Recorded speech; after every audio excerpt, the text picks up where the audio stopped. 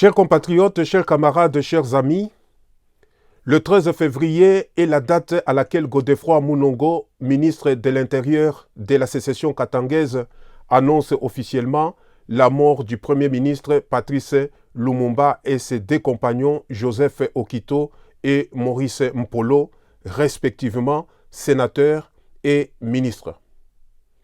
En effet, c'est le 13 février 1961, 28 jours après l'assassinat des 3 détenus politiques déportés à Élisabethville, capitale de la sécession, que Godefroid Munongo expose devant la presse et le monde entier, braqué sur l'affaire Lumumba, les scénarios de culpabilisation des victimes et de maquillage du crime en accident de fuite.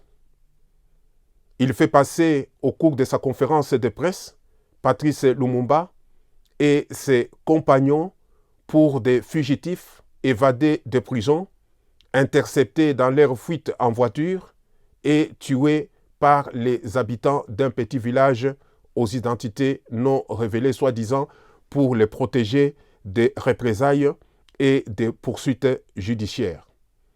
Godefroid Munongo déclare au journal Essor du Katanga du 14 février 1961, je cite, « Si Lumumba et ses complices ont trouvé aujourd'hui les châtiments de leurs crimes en se faisant abattre par les villageois excités, ils n'ont que ce qu'ils méritent et ils n'ont qu'à s'en prendre à eux-mêmes. Ils ont pris le risque de s'enfuir, ils savaient ce qui les attendait en cas d'échec d'une tentative désespérée. Le gouvernement du Katanga les avait emprisonnés, ils entendaient le garder, ils ont voulu jouer au petit malin. » Fin des citations. Godefroid Munongo n'est pas le seul à parler ainsi. Dans le journal La Mèze, paru le même jour que Essor du Katanga, le capitaine Gatt, mercenaire belge, entré dans la clandestinité sous le pseudonyme de Gantry, déclare à son tour, je cite Patrice Lumumba, s'est enfui en perçant un trou dans sa hutte. L'ex-premier ministre et ses compagnons ont assommé les 2 sentinelles, probablement endormis, se sont emparés d'une voiture et l'ont poussé jusqu'à la route pour ne pas réveiller les soldats qui logeaient dans la ferme. Fin de citation. Ces versions, que l'on peut ranger parmi tant d'autres, sont des plus fausses, des versions mensongères. D'ailleurs, les autorités katangaises avaient donné à l'époque des versions différentes des faits, des versions, somme toute, erronées. Il s'agit, pour rappel, d'une version du 13 février 1961, version donnée par Godefroid Munongo, portant faussement sur le risque d'une fuite, et la version de Moïse Tchombé exposée dans l'hebdomadaire belge, pourquoi pas, du 31 janvier 1964. Version dans laquelle il fait endosser la responsabilité sur les autorités de Léopoldville, notamment la responsabilité de lui avoir envoyé 3 colis dont lui, Tchombé, ignorait le contenu, qu'il découvrirait que plus tard et se serait ainsi soumis devant un fait accompli. Sur l'assassinat de Patrice Lumumba et ses compagnons, et à la lumière de l'histoire, des 2 commissions ayant eu lieu sur cette affaire, notamment la commission d'enquête décidée par le Conseil de sécurité de l'ONU le 21 février 1961, et aussi la commission d'enquête parlementaire belge de 2001 à 2002 et les livres de Ludo de Witt et l'assassinat de Patrice Lumumba, il ne plane aucune ombre de mystère sur les responsabilités des autorités belges de l'époque et les autorités congolaises de Léopoldville et du Katanga, les unes pour avoir été des commanditaires machiavéliques et les autres des exécutants apatriotiques, opportunistes et venant au rôle des fantoches. Il ressort de ce qui précède que le Congo n'aurait servi de théâtre tragique de l'assassinat de Patrice Lumumba, héros national, héros africain, héros planétaire, et de ses compagnons martyrs, dignes fils du pays, assassinés au Katanga, et d'autres lumumbistes tués ailleurs au Congo, si le leader congolais ne s'était pas laissé aliéner, corrompre, verser dans la mensonge politique, la trahison et la complicité contre le Congo. Pendant la conférence nationale souveraine qui eut lieu à Kinshasa au début des années 90, Godefroid Munongo, ex-ministre de l'Intérieur du Katanga, alors cité par les différents intervenants à la dite conférence, se confia à Auguste Mabika Kalanda qui l'exhortait à témoigner, à dire sa vérité sur l'assassinat de Patrice Lumumba plutôt que de porter seul les lourds fardeaux de ses crimes, lui fit cette confidence, je paraphrase. Cher Auguste, je n'étais pas seul, nous étions nombreux. Nous étions jeunes et travaillions pour les intérêts qui n'étaient pas les nôtres, donc contre les intérêts du Congo et de son peuple. Godefroid Munongo trouva subitement la mort alors qu'il s'apprêtait à prendre parole pour livrer sa vérité tant entendue à la conférence nationale sur l'assassinat de Patrice Emery Lumumba et ses compagnons. Il venait de rencontrer Mobutu à Badolite. Moïse Tshombe, l'ex-président sécessionniste du Katanga, trouva la mort en captivité en Alger où il fut livré aux autorités algériennes par un pirate de l'air en repris de justice français. Il mourut dépouillé de tout ce qu'il avait reçu de ses mentors et de ses bailleurs de fonds, le bailleur des fonds de la sécession. Et ce fut une mort dans les déshonneurs.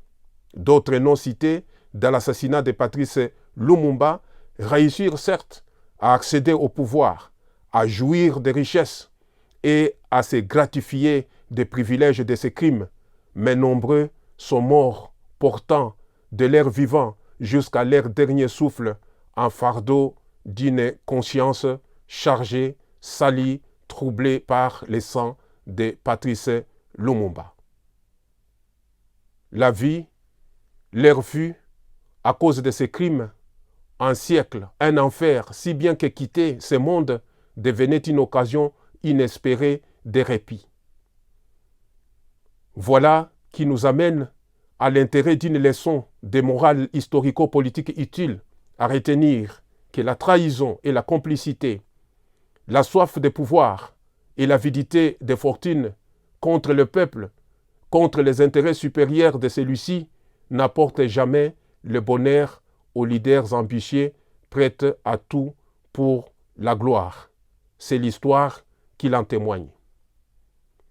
Le combat de Patrice Lumumba et sa vie valent bien une précieuse leçon pour la nouvelle génération appelée à la relève et pour les candidats au pouvoir. Patrice Lumumba, c'est une école politique pour le Congo, inégalée. Par Lumumba, l'on apprend par son exemple que le leader digne de porter le pouvoir pour servir le pays est celui qui tient le pouvoir de la volonté du peuple. Celui qui gère le patrimoine économique pour le bien-être du peuple. Celui qui lutte contre l'aliénation mentale. Celui qui œuvre pour l'unité nationale contre le tribalisme, qui défend l'intégrité territoriale contre le séparatisme et contre la balkanisation. Celui qui défend l'égalité souveraine des États et œuvre à promouvoir une coopération d'égal à égal, loyale et profitable aux partenaires. Que dire aux puissances et aux multinationales? Rien d'autre qu'à rappeler que ce fut une erreur monumentale d'avoir contribué à la perte de Patrice Lumumba, puisque ses adversaires, qu'elles avaient soutenues ont échoué sur toute la ligne. Ils sont restés au pouvoir sans projet de société, sans programme, si ce n'est celui de s'enrichir, d'amasser des fortunes, acquérir des biens somptueux, organiser des fêtes fastueuses et de jouir sur la misère du peuple congolais.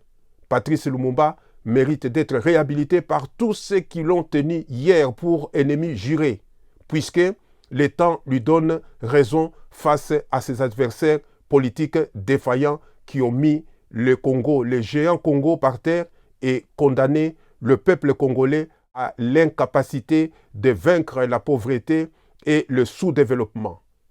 Le temps rappelle Patrice Lumumba à l'échiquier politique. Cela n'est que vérité et justice. Quant à son parti, qui n'entretient aucun esprit de rancune ou de vengeance, ce qui compte pour ces partis, c'est le Congo. C'est pourquoi les cadres de ces partis, membres anciens et nouveaux, se sentent appelés à lutter pour la démocratie, la paix, la sécurité et le développement, déterminés à réaliser le grand rêve, celui de faire du Congo un pays uni et fort, le centre de rayonnement de l'Afrique et du monde, et dans l'esprit d'ouverture, de dialogue et de complémentarité. Voilà, chers compatriotes, chers camarades, chers amis, ce que le mouvement national congolais Lumumba, MNCL en sigle, parti de Patrice Lumumba, m'a chargé de vous faire part à l'occasion du 13 février, date de l'annonce officielle du triple assassinat. D'autres assassinats politiques eurent lieu le 15 février 1961 à Bakwanga, capitale de l'État autonome du Sud Kasaï. Les martyrs furent Jean-Pierre Fina, Pierre Elengesa, Christophe Muzungu, Camille Yangara, Emmanuel Nzouzi, Jacques Fataki et Joseph Mbouyi, secrétaire national du mouvement national congolais Lumumba, tué à Mweka. Merci pour votre attention et votre patience. À très bientôt.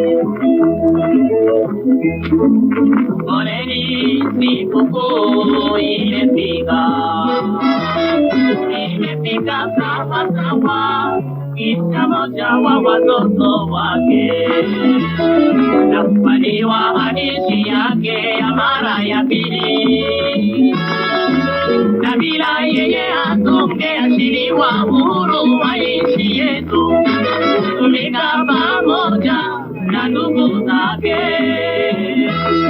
Na kufaniwa hadithi yake ya mara ya pili, na bila yeye hatungeachiliwa huru wa nchi yetu, tumika pamoja na ndugu zake.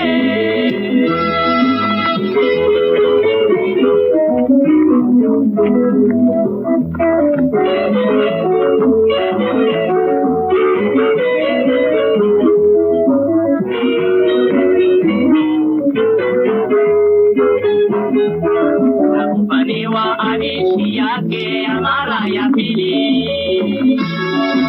na bila yeye hatungeachiliwa huru wa nchi yetu, tumika pamoja na ndugu zake. Tunaimba rangi pale, sisi watoto wa Kongo, ni wa Patrice Lumumba, mkubwa wa Kongo huu.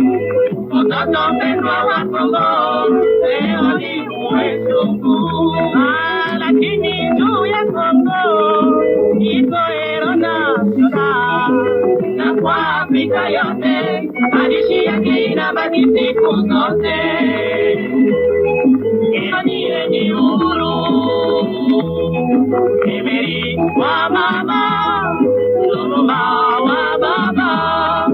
Emeri wa mama, Elekasa wa baba. Emeri wa mama, Elekasa. Emeri wa mama, Okoro wa baba. Emeri wa mama, Obinae wa baba. Emeri wa mama, Osuzi wa baba.